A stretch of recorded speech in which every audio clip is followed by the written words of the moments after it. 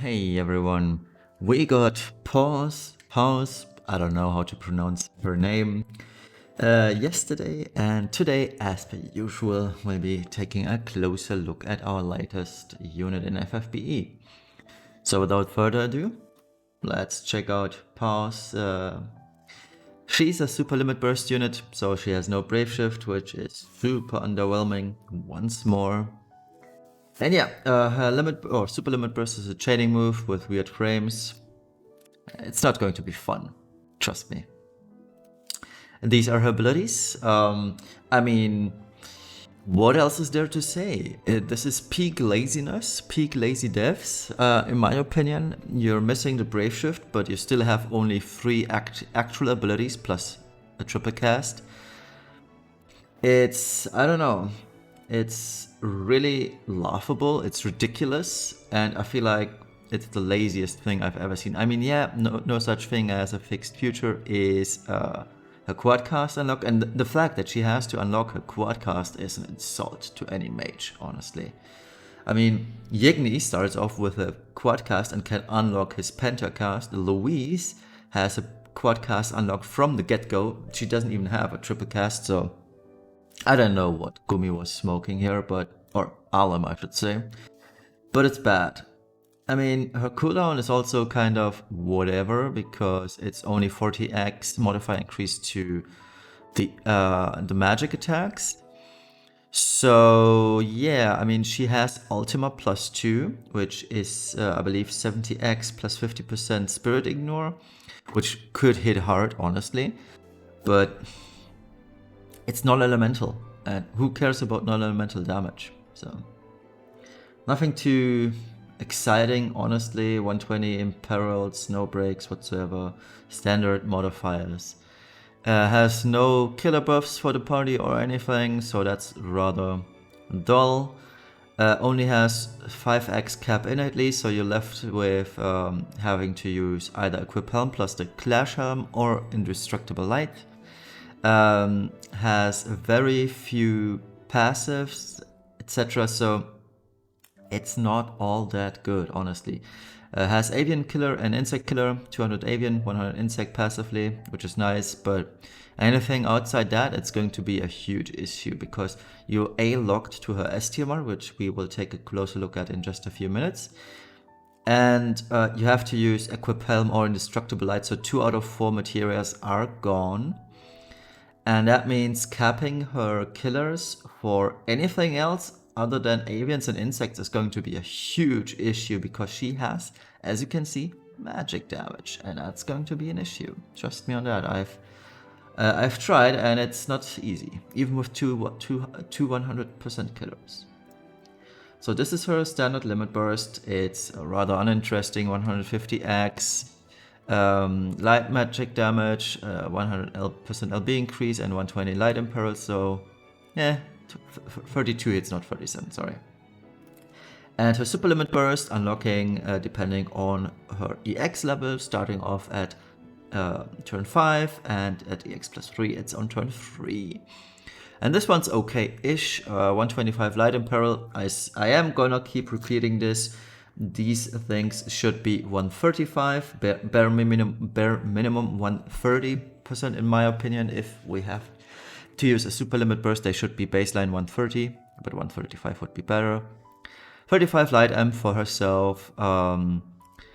She increases her own damage against avians and insects by 100, which is bad. She loses the LB damage increase, so you should use her limit burst before you use her super limit burst, which is another huge issue of hers, I feel like, because she has no other LB modifiers or LB increases. So it's all super bad, right? You either have to use Roka for the 300% LB buff, or Era for the 250, or Zidane's STMR for the 300% buff. So she on her own is absolutely useless when it comes to damage. And I have a mistake, it's not Kurasama, we're still looking at Paus. Oops.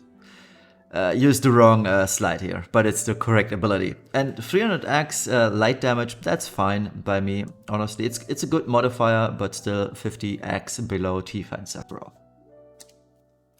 Alright, Trustmaster and Super Trustmaster. Her Trustmaster is a rope with 40% avian insect killer. Again, one of these weird values. I don't know what fetish Alam has with these 40% things, but you're either gonna not have enough killers or you overcapping. So absolutely useless rope. I mean, the magic is low too. We do have way better ones. You're probably never gonna use it. So yeah. The materia, the Super Trustmaster, is a 200% true double hand magic materia. So it's pretty much the same as Cloud's Master of Fate. It's good, would have been super good a year ago when we actually used true double hand mages. And yeah, I mean, it's still a very good STMR regardless for those units that want it. I could think of right off my head, Aerith could use this, but probably not. I haven't really checked it, but it's still a good Super Trustmaster to have. It's very handy to have, and it's needed on herself, obviously, because she only has 200% through double hand magic innately. The vision card I can skip right through, same as last week with Roka, trash. Moving on to the damage calculations. So we are still looking at a 22.5k spirit boss and defense boss, obviously. I could update this for 100k because the traitorous warlord has 100,000, but honestly all it does is just scale down everyone proportionally, so whatever. I mean, as soon as we break the 10 billion mark, I will probably adjust this value, but for now, it's still fine. And nothing else really changed. The only thing that changed is now that we have access to a 125 light imperil, I upped at the bottom the light imperil to 150, 125 from Roka plus 25% light imperil field from Nyx. That is pretty much all there is. Nothing else really changed here. So let's check out Paus's build. She's using the latest 257, I believe, Dark Gambantine, Equip Helm, her own STMR. And this build already is kind of iffy. As you can see, we're using Revenant's Necklace, which has no stats. It just has the killer buff. Now, one could argue, and I wouldn't disagree on this one, that using just flat magic accessory would be better for more damage, and I think you're correct. I'll be honest, I haven't tried it out, but it should be a little bit more damage. But in the grand scheme of things, it won't matter whether you have 300 demon killer or killers or 275 and a little bit more magic. I feel like the difference is going to be in the 1% region, but it might be more damage. I haven't checked, like I said. But yeah, as you can see, I actually needed two 100% killer materials to make this even work. And if it takes two 100% materials to make a off-spec killer work, you can imagine what it's going to be like for things such as stone bosses. For stone bosses, you're gonna have a bad time. Let's not talk about aquatic or dragons, because there are no 100% materials for those, right? So Demon was actually the easiest one to do here. All the other ones, they are going to be a lot harder. So Paus's usefulness really comes down to, are you fighting enemy types that she's naturally good against? And if you're not, she will suffer a lot.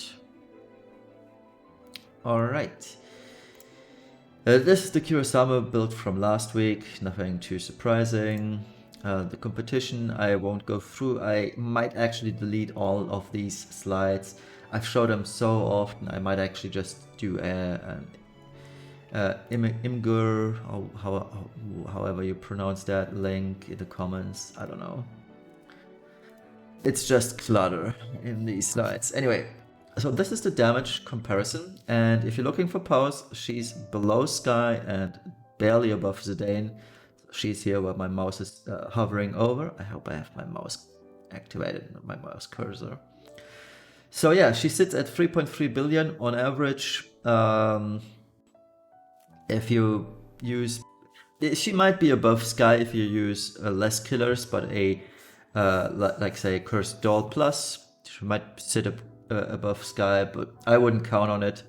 Fact is, she is the strongest mage that we have. That is at least something. But in the grand scheme of things, she really is not good. I mean, being below Sky, and that is Sky using a gun in Dark Visions, mind you. Being weaker than Kurosame and Cyan, it really speaks volumes at how bad she actually is when compared to everyone else.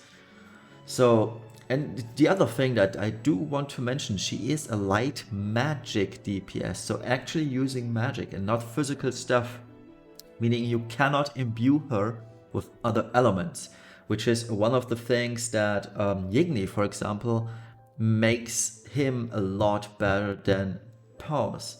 Because the moment you imbue Yigni with, say, light, dark, well, he's innately dark, but say lightning, it's fine. But with Paus, yeah, it's gonna be bad. So Paus is actually useless outside light. And that's the issue here. I mean, this looks good on paper, but in reality, she's going to face a lot of issues because of that. So yeah, how does she fare in the meta? Clash of Wills, I'll just say it. She has no Brave Shift, so she's absolutely useless. She has so many slots that are taken up by material that should not have or should not be there, because she's a super limit burst unit, and if you make a super limit burst unit, you have to give these units passive stats that they don't have to clutter up with materia. So she should be 6x cap innately. She should have way more magic passives than she has. I believe she said only 200 or so, meaning you have to gear for a lot of it. It's useless. She has such few elemental resistances. There are so many issues with super limit burst units. It probably would take a whole video to rant about super limit burst units and how badly they are designed these days. And let's not start about the free abilities she has, which are all useless. They don't do anything, literally anything for Clash of Wills. You cannot do any fun morale gauge based stuff unless you are using Barrage, which you cannot use because you have no Brave Shift, so meaning Barrage would take up a whole slot in your materia and you cannot use that, especially because Clash of Wills units have dual race, so it's going to be even more of an issue. She's absolutely useless for Clash of Wills. You will literally never use her in that format. And in Dark Visions, you won't use her outside light stages, so she's useless too. So what's her use? There is none, honestly. Yeah, it can be used as a water trainer, but who cares? And Ultima +2, yeah, cool, but non-elemental damage is not relevant. And so the only thing that she's got going for her is that Super Trust Master, and that's really all there is. So how does she fit in the meta? Useless. And that should also answer your question, should you pull? The answer is a clear no. Just skip her, hope to get her off of a ticket for the Super Trust Master or get her off a free pull, that'd be cool too. But she has no place in anything but light teams, doesn't do literally anything for the team, does not do anything in Clash of Worlds nor Dark Visions, honestly. And she's behind in overall DPS by a huge margin, so yeah. Bad unit is bad. And that pretty much sums up the review. 15 minutes in almost. Thank you all for watching. Too bad we got another bad unit this week. A super uninteresting one at that too. So let's hope we find something to do on the weekend. I do have plans on Sunday and, well, today. So that's why I recorded this video yesterday actually. And yeah, we'll see each other soon, I guess. Anyway, have a nice weekend. Bye bye.